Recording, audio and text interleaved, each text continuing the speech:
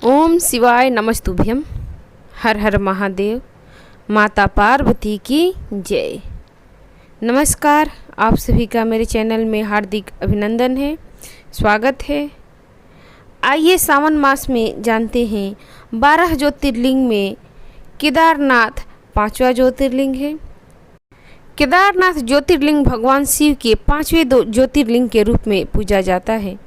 यह ज्योतिर्लिंग उत्तराखंड के हिमालय की केदार नाम की चोटी पर स्थित है। केदार धाम बद्रीनाथ के मार्ग में स्थित है। साथ ही केदारनाथ समुद्र तल से लगभग 3584 मीटर की ऊंचाई पर स्थित है। केदारनाथ ज्योतिर्लिंग को केदारेश्वर भी कहा जाता है। यह तीर्थ स्थल 4 धामों में से एक है। यह उत्तराखंड राज्य में स्थित है। इसके पश्चिमी की ओर मंदाकिनी नदी बहती है। उत्तराखंड के 4 धाम गंगोत्री, यमुनोत्री, बद्रीनाथ और केदारनाथ है, जिसमें केदारनाथ का बड़ा महत्व है। यह पावन तीर्थ स्थल मनमोहक पहाड़ियों से घिरा हुआ है। इस ज्योतिर्लिंग से जुड़ी 2 कथाएं प्रचलित है।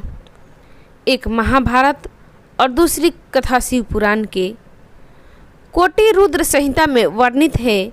पहले हम कोटि रुद्र संहिता में वर्णित कथा को सुनते हैं। भगवान ब्रह्मा के पुत्र धर्म और उसकी पत्नी मूर्ति के 2 पुत्र हुए थे, जिसका नाम नर और नारायण था। इन्हीं नर और नारायण ने द्वापर युग में श्री कृष्ण और अर्जुन का अवतार लिया था और धर्म की स्थापना की थी। श्री भागवत गीता के 4थे अध्याय के 5वें श्लोक में आप इस बात की पुष्टि कर सकते हैं। ये दोनों ही पुत्र नर और नारायण बद्री वन में स्वयं के द्वारा बनाए गए पार्थिव शिवलिंग के सम्मुख घोर तप किया करते थे। शिव जी उन दोनों बालकों से प्रसन्न होकर उनके द्वारा बनाए गए शिवलिंग में प्रतिदिन समाहित हुए करते थे। नर और नारायण की इस घोर तपस्या से प्रसन्न होकर शिव जी वहाँ प्रकट हुए।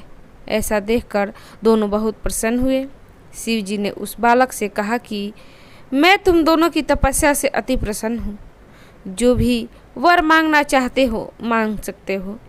तब बालकों ने भगवान शिव जी से विनती की, हे प्रभु, आप तीनों लोकों का कल्याण करने वाले हैं, अर्थात हम सभी के कल्याण हेतु आप यहाँ सदा के लिए लिंग रूप में विराजमान हो जाइए। आज से उसी बद्रीनाथ स्थान पर शिव जी साक्षात विद्यमान है। वहाँ 2 पहाड़ भी है, जिसका नाम नर और नारायण है। ऐसा माना जाता है कि केदारनाथ की तीर्थ यात्रा करते समय यदि किसी की मृत्यु हो जाती है तो उसे मोक्ष की प्राप्ति होती है। कथा नंबर 2। कुरुक्षेत्र युद्ध के दौरान पांडवों ने अपने ही गोत्र के लोगों को मारा था, जिससे शिव भगवान अत्यंत क्रोधित थे। पांडवों को जब इस बात को पता चला तो वे पाप मुक्त होने के लिए केदारनाथ शिव जी के दर्शन के लिए गए। शिव जी अपने दर्शन उन्हें नहीं देना चाहते थे, क्योंकि वे अत्यंत क्रोधित थे। इसलिए शिव जी ने अपना भेष बदल लिया। वे बैल रूप का धारण करके पशुओं के झुंड में साथ चल दिए। लेकिन भीम ने भगवान शिव को पहचान लिया और उनका पीछा करने लगा। शिव जी को पीछे से पकड़ने के लिए वे भागे, लेकिन भीम केवल शिव जी का पीछे का हिस्सा कुबर की पकड़ पाए, क्योंकि शिव जी जमीन में धंसने लगे थे। वह कुबर यानी पृष्ठभाग जमीन के ऊपर ही रह गया था। पांडव बहुत दुखी हुए। तब पांडवों ने वहाँ तपस्या की। तपस्या से शिव जी प्रसन्न हुए और आकाशवाणी हुई कि उसी पृष्ठभाग की पूजा अर्चना की जाए और पांडवों को श्राप मुक्त कर दिया जाए। तब से ही उसी पृष्ठभाग को केदारनाथ के रूप में जाना जाता है। अमृत कुंड। मंदिर के पीछे एक कुंड है, जिसे अमृत कुंड कहते हैं, जिसका जल पीने से लोग रोग मुक्त हो जाते हैं। मुख्य मंदिर की बाईं तरफ किनारे पर एक शिव भगवान की मूर्ति है और मुख्य मंदिर से आधा किलोमीटर की दूरी पर भैरव जी का मंदिर है। ऐसा कहा जाता है कि जब मंदिर के कपाट बंद रहते हैं तब भैरव जी मंदिर की रक्षा करते हैं।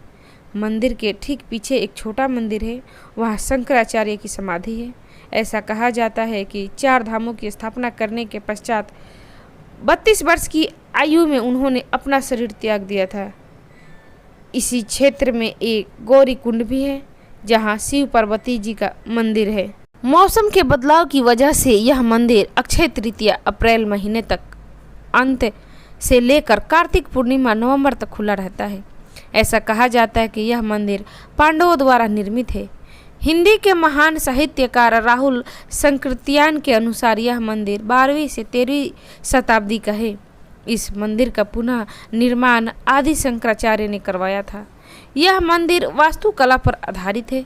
ऐसी मान्यता है कि यदि आप केवल बद्रीनाथ की यात्रा पर जाते हैं और केदारनाथ के दर्शन किए बिना वापस आ जाते हैं तो आपकी यात्रा अधूरी रहती है। केदारनाथ ज्योतिर्लिंग के दर्शन करने के साथ साथ नर और नारायण के दर्शन करना भी जरूरी है। सतयुग में उपमनु ने भगवान शिव की आराधना की थी।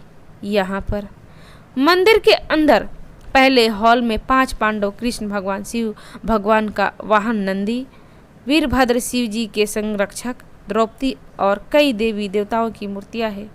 इस तीर्थ स्थल की यात्रा करना थोड़ा कठिन है क्योंकि ये पहाड़ों से घिरा हुआ है और मौसम भी कभी कभी प्रतिकूल हो जाता है। तो भक्तगण, ये थी केदारनाथ ज्योतिर्लिंग की रहस्यमयी कथा। आपको कैसी लगी? अच्छी लगी तो इसे लाइक करें, शेयर करें, मेरे चैनल को सब्सक्राइब करें।